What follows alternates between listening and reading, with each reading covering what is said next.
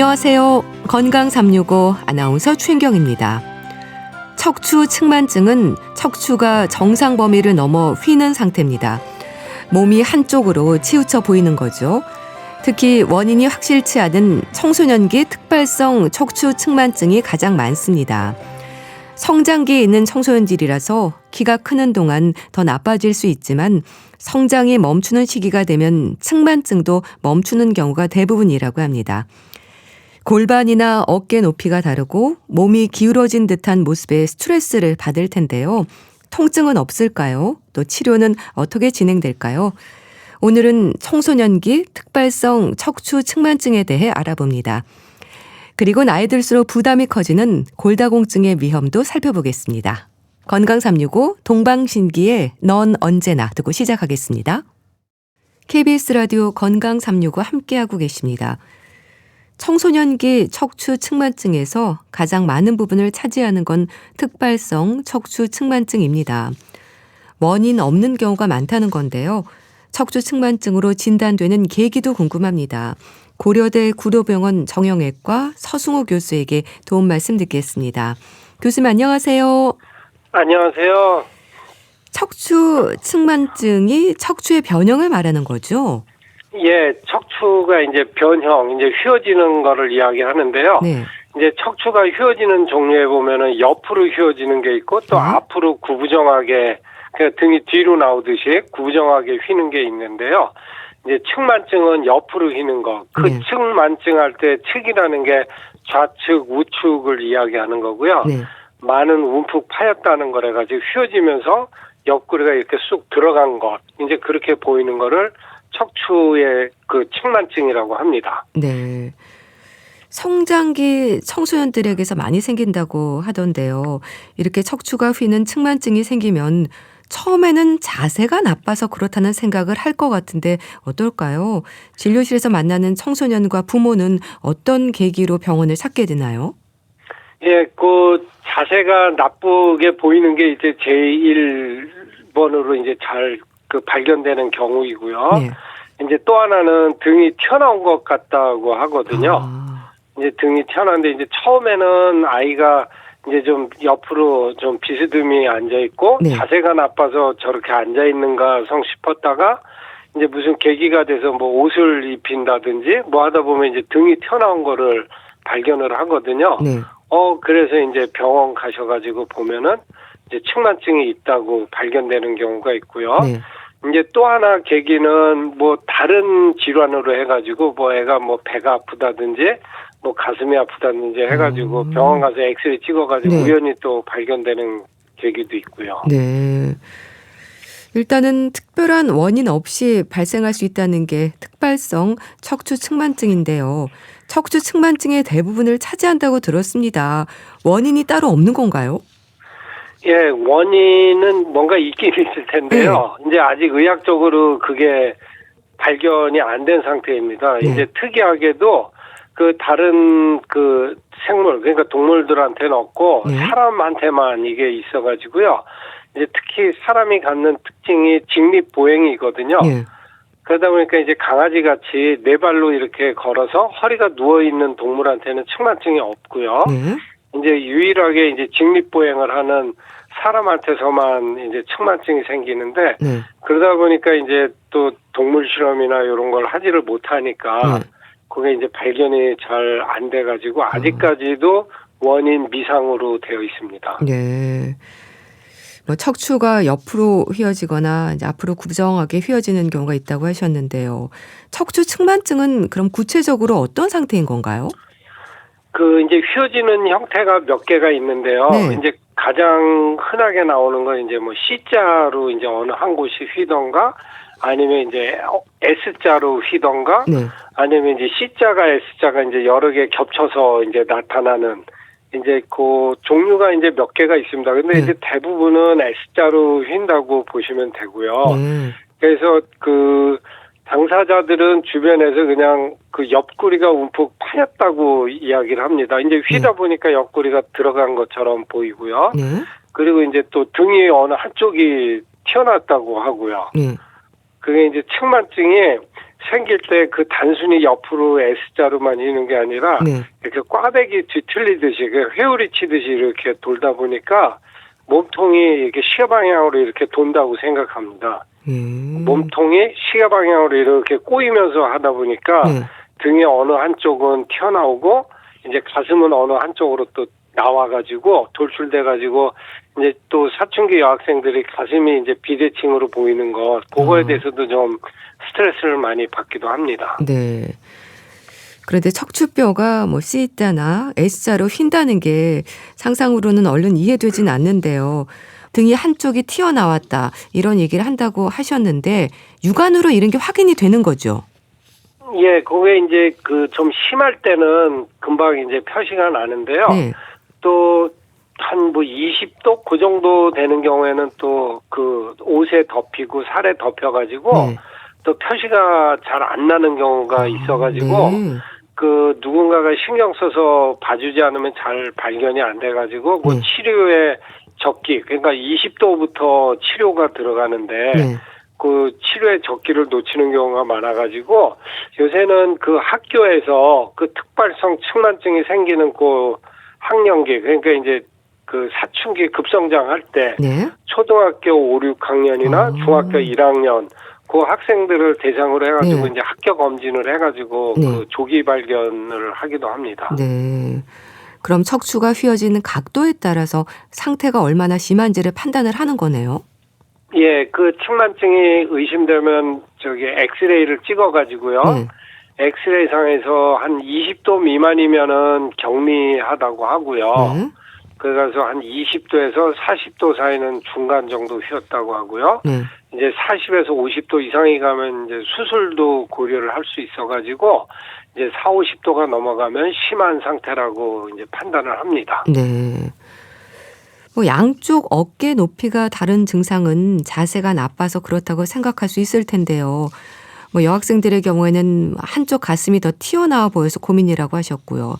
허리를 굽혔을 때 한쪽 등이 튀어나온 모습일 때는 심각성을 좀 느끼겠어요. 예, 그게 그 측만증 환자분들이 갖는 제일 큰 스트레스 요인 중에 하나이거든요. 그렇군요. 그 휘어져 있는 모습, 그 뼈 자체는 이제 사람 눈에는 안 보이잖아요. 네. 이제 그게 등이 이제 튀어나온 걸로 이제 나타나니까 등 튀어나온 거를 감추려고 보면 이제 헐렁이 옷이라고 하잖아요. 네. 이제 그런 거 입고 다니고 이제 또 골반도 약간 그 기울어지고 네. 옆구리도 들어가는 이제 그런 모습 때문에 이제 딱 몸에 달라붙는 옷을 못 입고 네. 이제 헐렁이 옷 같은 입을 정도로 좀 심적으로 많이 스트레스를 받습니다. 휘어진 각도가 심해도 통증은 없나요? 예, 이게 어떤 경우에는 뭐 수술이 필요한 그 50도 정도가 되도록 그 발견이 안 되다가 갑자기 발견돼서 뭐 치료를 뭐 해보지도 못하고 네. 그냥 뭐 보조기 같은 치료도 못 해보고 그냥 수술로 넘어가는 경우가 있는데 네. 그게 이제 통증이 없어서 그러거든요. 이제 증상이 없으니까 애는 뭐 등에 아무 이상 없는 것처럼 느꼈는데 어느 날 좀 뭐 또 등이 좀 휜 것 같다, 뭐 등이 튀어나왔다 해서 엑스레이 찍으면 막 50도까지 늦게 어이구. 발견돼서 오는 경우도 종종 있습니다. 네. 뭐 초등학교 5, 6학년, 중학교 1학년 정도 성장기 청소년들에게서 많이 생긴다고 하셨는데요. 이 청소년기의 특발성 척추 측만증은 주로 여학생들에게 많다고 들었습니다. 그런가요? 예, 그 특발성 척추 측만증은 특징적으로 그 여학생들에게 한 뭐 3배에서 한 5배 정도 더 많습니다. 네. 그것도 원인 미상인데요. 네. 아무래도 보면 이제 여학생들이나 이제 여성분들이 보면은 네. 그 척추뿐만이 아니라 팔다리의 그 변형이 잘 와요. 그 척추도 이렇게 휘어지는 게 있지만 네. 노인에서도 보면 O자형으로 다리가 휘는 경우가 있잖아요. 네. 그것도 보면은 여학생들이 또 많고요. 그 무지 외반증이라고 해가지고 발가락이 뒤틀리는 거 그것도 보면 여학생들에게 많고. 네.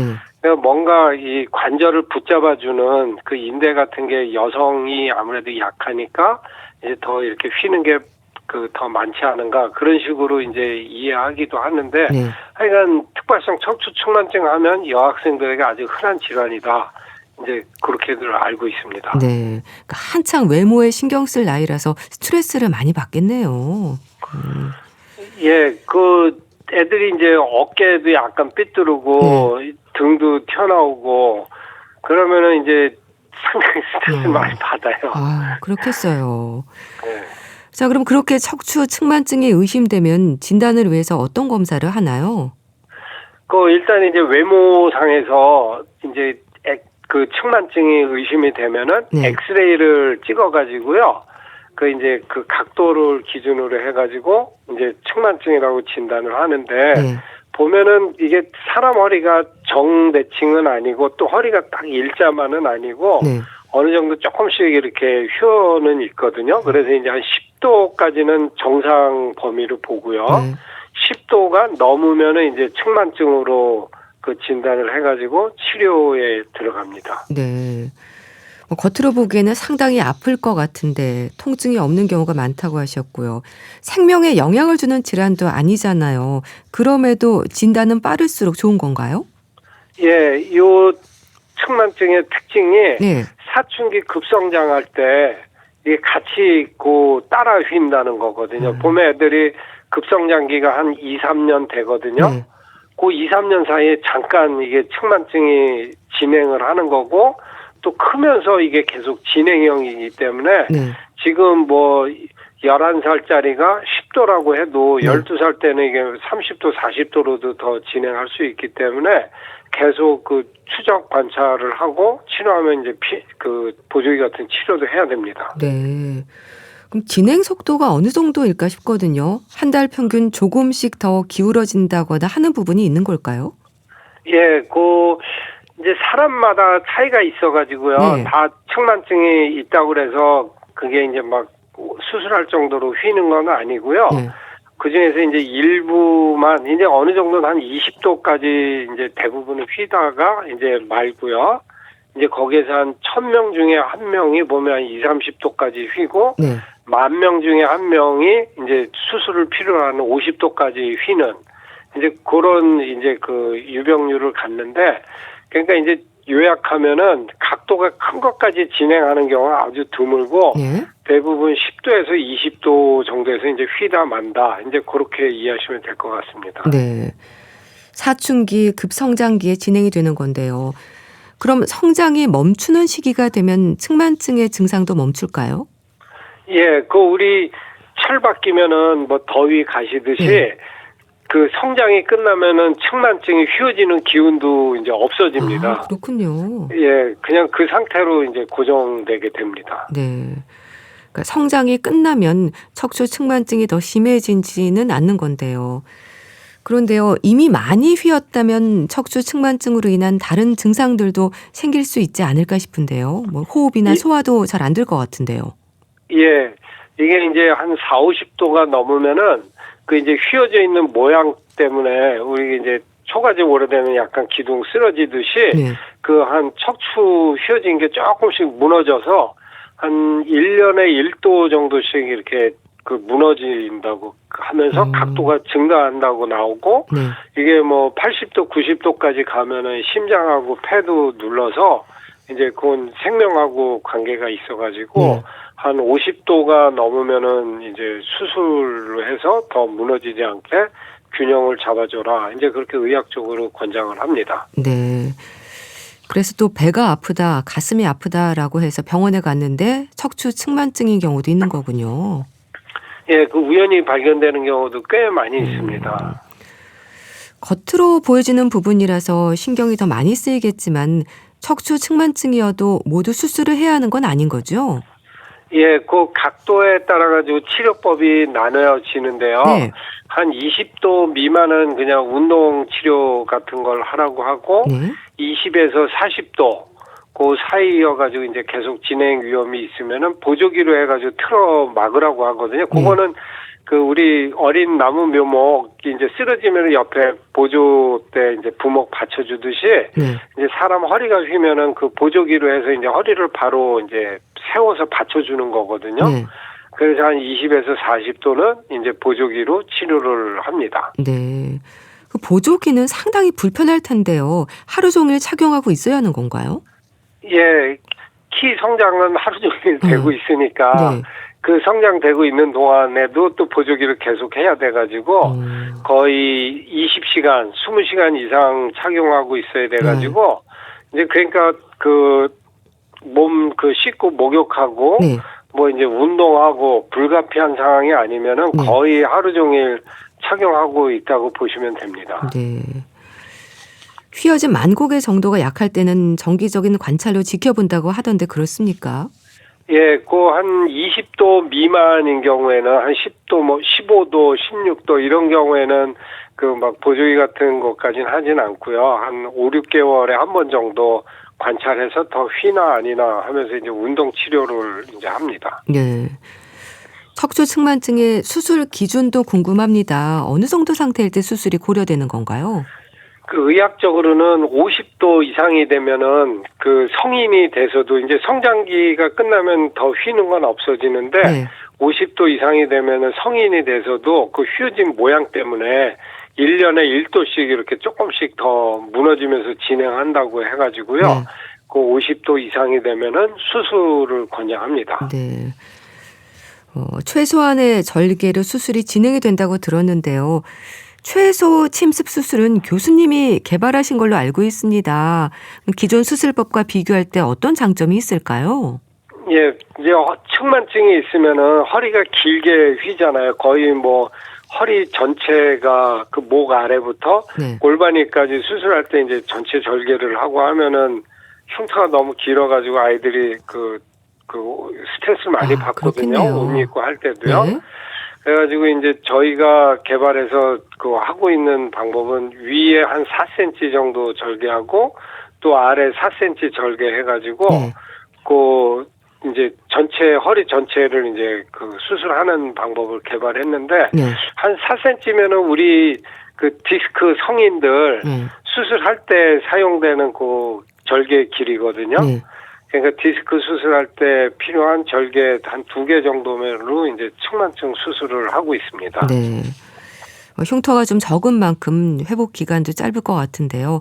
수술 후에 관리는 어떻습니까? 조심하고 지켜야 할 부분들이 있을 것 같은데요. 예, 그 환자 이제 그 수술이라는 게 철심으로 고정을 해서 이제 허리를 묶어 놓으니까 네. 이거 이제 잘못하면 부러지지 않을까. 또 이제 자기는 이게 수술을 했으니까 이거 아껴야 돼 해가지고 네. 오히려 이제 구부리고 피는 동작을 안 하셔가지고요. 네. 그 허리가 뻣뻣해지는 경우가 있거든요. 네. 그래서 보통 보면은 그 측만증 수술을 해도 네. 웬만한 운동을 다 하실 수가 있거든요. 네. 그래서 이제 너무 이제 그 조심해서 아껴야 된다고 해가지고 그냥 그 허리에 안 쓰고 있으면 오히려 그 남아있는 허리에 그 척추 마디 관절들이 더 퇴행성 변화나 그런 게 빨리 오기 때문에 네. 계속 끊임없이 스트레칭 운동을 해주시는 게 중요합니다. 네. 운동을 또 꾸준히 해 주셔야 되는 거군요. 알겠습니다. 자, 오늘은 청소년기 특발성 척추 측만증에 대해서 자세히 알아봤는데요. 고려대 구로병원 정형외과 서승호 교수와 함께했습니다. 감사합니다. 감사합니다. KBS 라디오 건강 365 함께하고 계신데요. 윤도현 밴드의 나는 나비 듣고 다시 오겠습니다. KBS 라디오 건강 365 함께하고 계십니다. 골다공증의 진단은 골밀도 검사로 확인합니다. 골다공증 자체로는 증상이 없기 때문에 뼈 건강을 위해서 미리 조심하고 확인할 필요가 있을 텐데요. 골절 위험을 높이는 골다공증의 위험을 예방할 수 있는 방법 뭘까요? 인제대학교 의과대학 가정의학과 김경우 교수에게 도움 말씀 듣겠습니다. 교수님 안녕하세요. 네, 안녕하세요. 골다공증은 주로 노년기 여성들에게 생긴다는 생각을 하지만요. 남녀 모두가 조심해야 한다고 들었습니다. 그렇죠? 네, 그렇습니다. 물론 이제 상대적으로 여성분, 특히 이제 폐경 후 여성분에게서 골다공증이 더 많긴 하지만, 네. 남자분에서도 골다공증 위험이 충분히 있고요. 우리 뼈 같은 경우에는 특히 이제 어르신들, 여성분들 같은 경우에는 폐경 이후에 여성 호르몬이 급격히 감소하고 남성분들도 이제 서서히 남성 호르몬이 감소하면서 뼈에 손실이 빠르게 진행되면서 네. 골다공증 위험이 증가할 수가 있어서 네. 여성분들뿐만 아니라 이제 특히 이제 고령의 어르신 남성분들도 모두 관리가 필요한 질환이라고 할 수가 있겠습니다. 네. 골다공증은 흔히 뼈에 구멍이 생긴다는 표현을 하는데요. 뼈의 밀도와 강도에 문제가 생긴다고 봐야 될까요? 네, 그렇습니다. 이제 우리 인체 뼈를 잠깐 살펴보시게 되면은 네. 우리가 이제 흔히 이제 식사를 하실 때 감자탕이나 또 LA 갈비를 이렇게 뼈 모양을 보시게 되면은 네. 뼈의 겉은 이제 단단하게 치밀한 뼈로 되어 있지만 그 안쪽은 우리가 이제 해면골이라 그래서 이제 굉장히 미세한 뼈들로 이렇게 구성이 되어 있는데 네. 이 뼈에는 이제 지주골이라고 하는 작은 뼈 기둥들이 이제 서로 이제 연결이 되어 있는데 이건 마치 이제 우리가 이제 에펠탑 같은 거를 보거나 이제 한강 철근 다리들을 보게 되면 이렇게 미세한 철근 구조 같은 것들을 보실 수가 있겠는데요. 네. 이러한 그 미세한 구조들이 이제 뼈의 강도를 높여주는 역할을 하고 무게는 가벼우면서 상대적으로 강도를 높이는 그런 역할을 하게 되는데 네. 이제 골다공증 하게 되면은 이러한 미세한 구조들이 손상이 되면서 마치 이제 구멍이 많이 뚫리는 듯한 그런 모습을 이제 보이게 되고 네. 이렇게 되면은 뼈의 강도가 약해지는 현상이 생길 수가 있어서 우리가 이제 흔히 이제 뼈에 구멍이 생긴다, 골다공증 이렇게 부른다고 할 수가 있겠습니다. 네. 그러니까 뼈 내부적으로 약해진다는 건데요. 그래서 골절 위험이 높아지는 건가요? 네, 그렇습니다. 이제 골다공증이 이제 뼈의 강도가 약해진다는 것은 이제 그 뼈에 있는 지주골이 얇아지고 네. 또 연결이 끊어지고 이런 빈 공간이 커지면서 뼈의 구조적인 강도가 감소한다 이렇게 볼 수가 있겠고 또 이제 뼈 자체는 이제 칼슘 돌덩이처럼 단단한 이러한 돌처럼 되어 있는 게 아니라 네. 물론 이제 칼슘이 주성분이기도 하지만 그 안에 또 콜라겐 섬유 유연성을 가지고 있는 이러한 성분이 함께 되어 있는 복합 재료이기 때문에 네. 단단하면서도 이제 적정한 충격을 흡수할 수 있는 이러한 건강한 상태로 되어 있고 또 이제 오래되다 보면 미세한 균열이나 또 오래된 뼈들 이런 것들이 생기게 되면은 우리가 이것을 이제 끊임없이 우리가 리모델링 우리가 건축물도 금이 가고 그런 데는 다시 보수하고 이렇게 이러한 꾸준한 관리가 필요한 것처럼 뼈에서도 이제 꾸준한 리모델링이 필요한데 이런 기능이 이제 손상이 생기게 되면 뼈가 구조적으로 약해지는 그래서 이제 외부 충격에 쉽게 뼈가 골절이 되는 골절 위험이 증가한다고 할 수가 있겠습니다. 예. 이런 골다공증이 어느 날 갑자기 생기는 게 아니라 조금씩 진행이 되는 건가요? 네, 그렇습니다. 우리가 보통 20, 30대에 뼈가 이제 제일 좋은 시기에 도달했다가 그다음부터 이제 서서히 이 골다공증이 진행될 수가 있는데 뼈가 이제 계속 끊임없이 어느 정도 골이 흡수가 되고 다시 형성되고 이런 과정이 필요한데 여러 가지 환경적인 요인이나 이제 연령이 증가하면서 골량이 감소하게 되는데 특히 이제 여성분들 같은 경우에는 이제 폐경이라는 급격한 여성 호르몬 감소 시기에 골 손실이 좀 비교적 빠르게 진행되는 갑자기 진행되는 과정이 있다 이렇게 볼 수가 있겠습니다. 네. 골다공증 자체로는 아무 증상이 없는 거죠. 네, 대부분 아무 증상이 없고 통증이나 이런 것들이 없기 때문에 대부분 골다공증이 생기셔도 이제 자체적으로 잘 모르고 지나가시는 경우가 대부분이 되겠습니다. 네. 어떤 증상이나 통증이 없기 때문에 골절이 된 후에야 골다공증을 알게 되는 경우도 많고 그래서 더 위험하다는 거네요. 네, 그렇습니다. 이제 어느 날 갑자기 이제 골절이 생긴 다음에 알고 보니까 이제 골다공증이 있었다 이렇게 아시는 경우가 굉장히 흔한데요. 골절 골절이 생기는 부위도 이제 사실 이제 뭐 다양해서 뭐 손목 골절이 생기시는 분도 있고 또 이제 발목을 삐끗했는데 또 이제 발목뼈가 부러지는 그런 발목 골절도 있지만은 주로 이제 우리 척추라든지 고관절 이런데 이제 골절이 생기게 되면 특히 이제 고관절 엉치뼈 골절이 생기게 되면 거동이나 활동을 못 하시기 때문에 네, 여러 가지 이 2차적인 합병증, 후유증이 많이 생기실 수가 있고 특히 이제 고령의 어르신들은 이제 폐렴이라든지 이런 것들이 또 잘 생기실 수가 있기 때문에 고관절 골절은 또 사망 위험도 사망률도 증가할 수가 있겠고 또 잘 치료가 된다고 하더라도 그동안에 이제 근손실이 너무 많이 진행된다든지 여러 가지 기능 장애 등이 후유증으로 남을 수가 있기 때문에 골절은 생기기 전에 미리 위험 요인들을 관리해서 예방하시는 것이 매우 중요한 질환이 되겠습니다. 네, 예방하는 게 중요하다고 하셨는데요.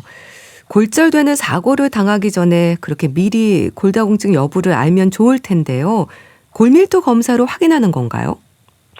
네, 그렇습니다. 물론 이제 우리 골절을 일으키는 원인은 이제 얼만큼 강한 충격이 외부 충격의 강도가 있었느냐도 이제 골절을 일으키는 원인이지만 아무래도 이제 뼈 자체가 얼마나 약하신가에 따라서도 일상에서 가벼운 충격 또 낙상 뭐 이런 것에 의해서 심하게 이제 골절이 생기실 수가 있는데 이런 것들을 확인하는 것이 이제 골밀도 검사가 되겠습니다. 그래서 골의 밀도하게 되면은 우리가 이제 부피 중에서 이제 차지하는 질량이 어느 정도 되느냐, 얼마나 골 밀도가 되느냐 이것을 이제 기계적으로 측정하는 검사가 되겠는데, 뭐 여러 가지 이 뼈의 강도를 우리가 추정할 수가 있겠지만, 우리가 쉽게 알 수 있는 방법 중에 하나가 바로 골 밀도 검사다 이렇게 볼 수가 있겠습니다. 네.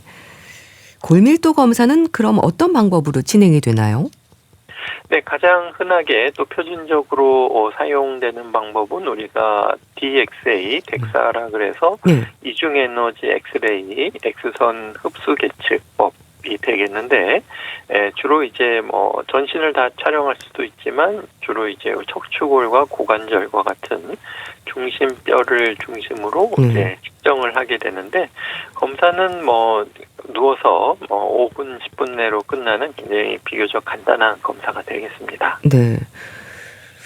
그럼 방사선 노출에 대한 부담들을 갖는데 이 부분에 대해서는 어떨까요? 네, 방사선을 사용해서 하는 검사인데 다행히도 이 방사선 노출량은 매우 낮아서 우리가 흉부 엑스레이와 비교하게 되면 거의 10분의 1, 100분의 1 수준이기 때문에 굉장히 미미하고 안전한 검사다 이렇게 보실 수 있겠습니다. 네, 덱사 검사라고 하셨는데 방법 자체는 간단한가요? 네, 그렇습니다. 우리가 이제 물론 기계 자체는 굉장히 크고 또 공간을 많이 차지하지만 그 검사대에 누워 계시게 되면 이제 척추와 고관절 위주로 이제 스캔하게 되면 금방 끝나고 뭐 금식이나 사전 처치라든지 이런 것들이 전혀 없는 간단한 검사가 되겠습니다. 네. 그렇게 해서 결과는 어떻게 기록이 되나요? 네, 결과는 이제 우리 골밀도를 측정해서 뼈 칼슘, 특히 이제 엑스레이로 측정한 칼슘이 이제 어느 정도 되느냐를 보게 되는데, 이제 그 수치는 우리가 조금 어려운 용어지만 이제 T 점수라는 것으로 표시가 되게 되겠습니다. 네. 칼슘이 어느 정도 되는가 보는 T 점수, 이게 뭘 말하는 건가요?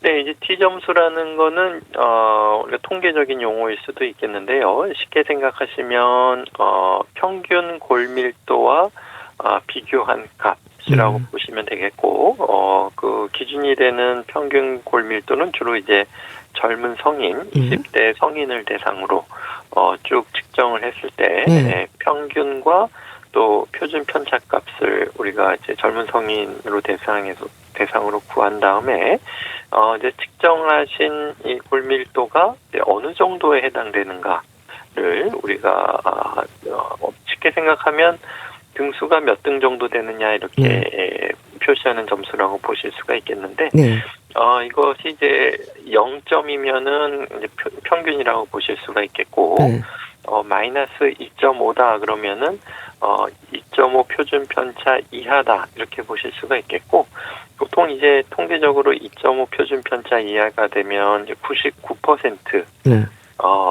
뒤에 있는, 그러니까 평균 전체 순위 중에서 이제 1% 하위에 있는 점수다 이렇게 보실 수가 있겠고, 그 정도는 우리가 조금 골밀도가 많이 낮다 이렇게 해서 젊은 성인과 비교했을 때 몇 퍼센트 정도, 몇 등 정도 되는 골밀도인가, 이것을 우리가 이제 T 점수라는 것으로 좀 복잡하게 얼마나 감소했는가를 이제 의미하는 수치다 이렇게 보시면 되겠습니다. 네. 그러니까 정상 범위를 기준으로 해서 골다공증 여부를 확인하는 거네요. 네, 그렇습니다. 그래서 어디까지를 이제 정상으로 볼 것이냐는 좀 논란이 있을 수가 있겠지만, 그래도 우리가 보통 99% 밖에 있다 그러면 좀 비정상이다 이렇게 볼 수가 있겠고, 우리가 이제 보통 이제 마이너스 1 이하인 경우는 우리가 이제 골 감소증 이제 이렇게 부르게 되는데, 마이너스 1 이하면 이제 보통 한 68% 이하 정도, 그러니까 70% 정도 하위에 있다 이렇게 보실 수가 있어서 우리가 이제 마이너스 1에서 마이너스 2.5는 골 감소증, 그리고 마이너스 2.5 이하는 골다공증 이렇게 우리가 분류를 할 수가 있겠습니다. 네. 그럼 골밀도 검사를 통해서 골다공증뿐 아니라 뼈 건강의 다른 부분도 확인이 가능한 건가요? 네, 일단은 그 골밀도 검사 이중 엑스레이 방법은 굉장히 간편하면서도 골밀도를 알 수가 있지만 또 조금 제한점이 또 있을 수가 있는데요. 물론 이제 척추와 우리가 대퇴부 이외에도 전신을 다 촬영할 수도 있고, 또 우리가 이제 수분이나 지방, 근육량도 우리가 좀 어느 정도 이제 측정을 할 수가 있지만은 주로 이제 골밀도 검사할 때는 주로 이제 뼈 밀도, 척추와 고관절의 골밀도만 이제 측정을 하게 되겠고, 우리가 사실 이제 골절이 일어날 수 있는 부위는 이제 뭐 손목이나 발목과 같은 말초 부위에도 얼마든지 또 생길 수가 있고, 또 말초 부위의 골밀도와 또 중추 부위의 골밀도가 또 차이가 있을 수가 있겠지만, 일단 우리가 표준적인 골밀도 검사는 이제 그렇게 시행된다는 것을 우선 말씀드릴 수가 있겠고, 또 이제 우리가 뼈가 어느 정도 튼튼한지는 사실 이제 골밀도 이외에도 다른 지표들을 이용해서 봐야 되는데, 그러기 위해서는 뭐 다른 뭐 생화학적인 지표라든지 또 뭐 초음파 검사나 뭐 CT나 뭐 이런 검사들을 할 수도 있지만, 또 방사선 노출되는 방사선량이나 또 측정 부위 제한이라든지 비용이라든지 뭐 이러한 단점들이 또 좀 있을 수가 있겠고, 또 이제 척추골 같은 경우에는 이제 골절이 생기게 되면 골다공증성 골절은 이제 압박 골절, 이렇게 찌그러드는 듯한 골절이 생기실 수가 있는데, 그러면서 사실은 이제 상대적으로 부피가 또 이제 감소하기 때문에 실제로 골다공증이 있지만 부피가 감소하면서 마치 이제 질량이 증가하는 듯한 골밀도가 증가하는 듯한 양상을 또 보일 수가 있기 때문에 이제 좀 척추가 좀 찌그러들어서 부피가 감소하신 분들, 이런 경우에는 물론 우리가 이중 엑스레이에서도 어느 정도 척추뼈의 형태가 나타나긴 하지만 이제 그런 골절이 있었던 분들은 이런 골밀도 검사 이외에도 다른 지표들이나 엑스레이 모양을 봐서 골다공증성 골절이 있는 것을 또 이제 추정해야 되는 여러 가지 다른 지표도 다른 상황도 함께 고려해야 되는 것이 필요한 경우도 있겠습니다. 네. 뭐 그렇게 골절이 있었던 분들, 또 나이 들면서 골다공증에 대한 걱정을 하게 되는데요. 골밀도 검사는 그럼 어떤 분들에게 특히 필요할까요? 네, 아무래도 이제 뭐 누구나 다 하시면 좋지만 특히 좀 고위험군들, 골다공증이 잘 생기는 위험분들하고, 또 이제 이런 분들 골절이 생기면 또 좀 치명적일 수 있는 분들, 아무래도 이제 고령의 어르신들, 그러니까 75세 이상의 남성분이라든지 또 이제 폐경된 여성분과 또 이제 고령 65세 이상 여성분들, 그리고 이제 골절이 이제 생기신 분들은 뭐 젊은 분이라고 하더라도 혹시 골다공증이 있는 건 아닌지, 특히 이제 심한 다이어트나 이제 영양 불균형, 또 너무 운동 부족 이런 것들이 있으면 이제 젊은 분이라고 하더라도 골다공증이 또 있으실 수가 있겠고, 네. 또 이제 뼈를 약하게 하는 약물이나 관련 질환이 있는 분들, 이런 경우에도 이제 의사 판단에 의해서 골밀도 검사가 필요할 수가 있겠습니다. 네. 검사는 뭐 정기적으로 받아야 되는 건가요? 네, 일단 폐경 이후 특히 이제 고령의 어르신들이라면 이제 골다공증이 좀 진행하기 때문에 네. 보통 이제 1, 2년 간격으로 검사를 한다든지, 그리고 이제 골다공증이 있어서 이제 치료를 하시게 되면은 치료의 반응이나 효과를 우리가 평가하기 위해서 의사가 정기적으로 이제 검사를 하실 수가 있겠고, 보통 약물 치료를 하게 되면 이제 1년 간격으로 검사해서 수치를 우리가 추적할 수가 있겠습니다. 네. 골밀도가 그렇게 해서 낮은 것으로 확인이 되면은요, 다음 단계는 뭔가요? 약물 치료를 받게 되는 건가요? 네, 그렇습니다. 우선 골밀도를 높일 수 있는 약물 치료를 사용하실 수가 있겠고요. 네. 약물은 우리가 이제 골에 우리가 리모델링, 그러니까 골이 흡수되는 것을 억제하고 또 골 형성을 촉진하는 이러한 약물들을 사용할 수가 있겠고요. 네. 또 우리 뼈의 재료가 되는 이제 칼슘을 또 이제 공급해주는 치료와 또 비타민 D라든지 또 그다음에 적절한 운동 같은 경우에도 우리가 뼈의 강도를 높일 수가 있기 때문에 우리가 어느 정도 뼈에 무게 부하가 걸리게 되면 네. 우리 몸에서는 뼈의 흡수와 재형성을 통해서 무게가 걸리는 부분을 조금 더 강하게 만드는 그런 작용이 있기 때문에 이런 운동과 같은 생활 습관 같은 것도 함께 병행하시는 것이 필요하시겠습니다. 네. 그럼 골다공증이 되기 전에 골 감소증 이제 진단을 받는 분들 같은 경우 이분들부터 약물 치료를 받아야 되는 건가요?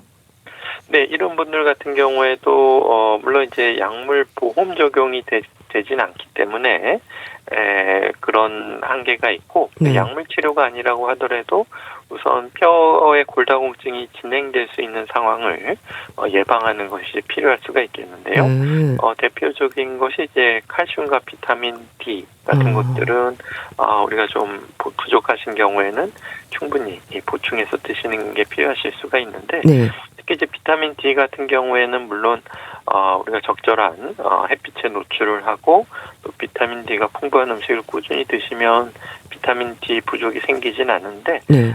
좀 그러기 어려우신 분들 같은 경우에는 이제 비타민 D 보충요법을 함께 병행하실 수가 있겠고, 네. 물론 이제 칼슘 섭취가 부족한 분들은 이제 칼슘을 드셔야 되지만 드신 칼슘이 효율적으로 잘 쓰이기 위해서는 비타민 D라든지 이제 꾸준한 운동이라든지 또 비타민 D 이외에 또 뭐 여러 가지 미네랄, 인이나 마그네슘 네. 또 같은 또 비타민 섭취도 골고루 하시는 것이 매우 중요하겠습니다. 네. 칼슘과 비타민 D 섭취, 운동 강조해 주셨는데요. 그런데 골다공증 예방을 위해서 그렇게 나름 칼슘 섭취에도 신경을 쓰기도 하고 운동도 하는 분들이 많잖아요. 그럼에도 골밀도 수치가 낮은 경우는 이유가 뭘까요? 생활 습관을 좀 돌아볼 필요도 있을까요? 네, 그렇습니다. 우선 골밀도를 낮추는 여러 가지 위험 요인 같은 경우에는 이제 흡연이나 음주 이런 것들이 골밀도를 낮출 수가 있겠고, 네. 또 이제 우리 뼈 같은 경우에도 계속 끊임없이 우리가 계속 형성이 되고 또 일부는 또 재흡수가 되고 계속 끊임없이 움직이는 장기이기 때문에 다른 영양소, 단백질이나 또 여러 가지 비타민 같은 것들을 또 골고루 잘 식습관 같은 것도 좀 살펴보시는 것이 필요하실 수가 있겠습니다. 네, 알겠습니다. 오늘은 골다공증의 진단과 관리에 대해서 자세히 알아봤는데요. 인제대학교 의과대학 가정의학과 김경호 교수와 함께했습니다. 감사합니다. 네, 감사합니다. 김광석의 사랑이라는 이유로 보내드리면서 인사드릴게요. 건강365 아나운서 최인경이었습니다. 고맙습니다.